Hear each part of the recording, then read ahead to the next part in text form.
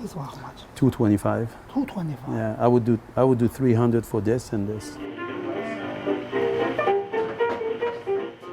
How did you wind up in the middle of this giant antique store that's unlike anything else I've ever seen in DC, owning all of this stuff that you're selling? I started about 2 years ago, 2.5 years ago, buying flower pots, going to the yard sales. This started with flower pots. Yeah, going to yard sales, yeah. And going to estate sales. But how does that go from a hobby to a profession? I think an addiction. An addiction. Yeah, no, I think it's just picking and knowing what you're picking, really.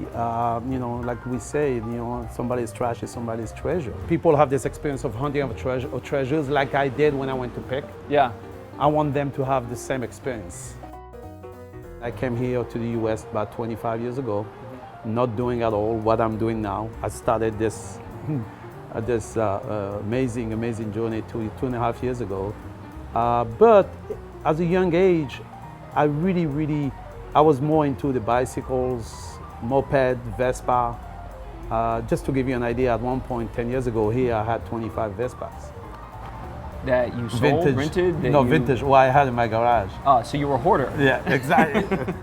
Yes. Okay, good. Many people love antiques. They spend their money on antiques. They would even love to do this, but it feels unreachable. You know, like you have to come in with like $1 million, buy these estates and do all this. But the way you're telling me, you started much smaller. I had a few items in my storage, flower pots, a couple of things I bought from the estate sales, and put an adding reg list. And 2.5 years ago, that's what we have. Are you kidding me? Oh, yes. So it started with a few $100s. Few $100, maximum $300. And turns into $1 million plus. Yes. And really without a grand plan. No, that's the beauty. How do you go about picking the items? Because if you have a warehouse full of stuff that's a dud, you can't just offload that somewhere. You're going to lose a bunch of money. True. So how do you pick it? It's discovering, having an eye for it. You know, and then after that you start to learn about, you know, mahogany, the wood, you know, maples, and all those furnishing from Europe, designers. The way that I go and sell it is really what, on my eyes, it's worth. It's worth. Then we have an open negotiation, and that's the beauty of that. Putting price on anything and stick it to the price. I've been sitting with a lot of stuff for years. Mo, can I tell you, a lot of people do not like negotiating. True, and I see the frustration, I understand the frustration, that's why I always offer.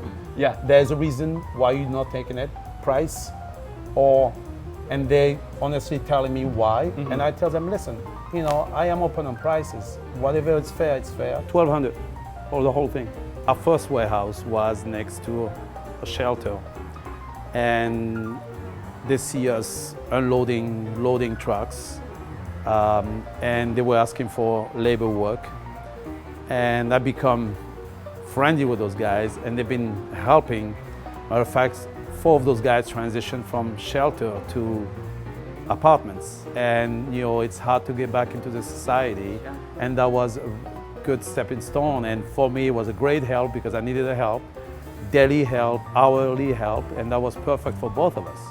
And now we're still friends, and once in a while they come see me, and that's really the cherry on the cake of the whole situation. You know? That's where a different idea. I don't buy to resell, I buy because I like it, and then it gets sold.